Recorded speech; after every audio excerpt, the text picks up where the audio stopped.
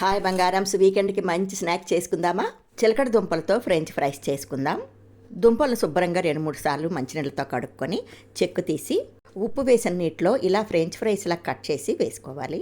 అన్నీ కట్ చేసిన తర్వాత ఉప్పు వేసిన నీటిలో ఒక 5 నిమిషాలు ఉంచి వేరొక గిన్నెలోకి ముక్కలన్నీ పిండి వేసుకోవాలి. కొద్దిగా పసుపు, స్పూను కారం, కొద్దిగా ఉప్పు, ఒక పచ్చిమిరపకాయ దంచి వేసుకోండి, చాలా బాగుంటుంది టేస్ట్.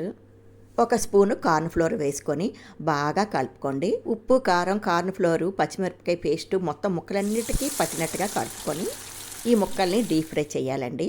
అంతేనండి, కరకరలాడే sweet potato French fries ready.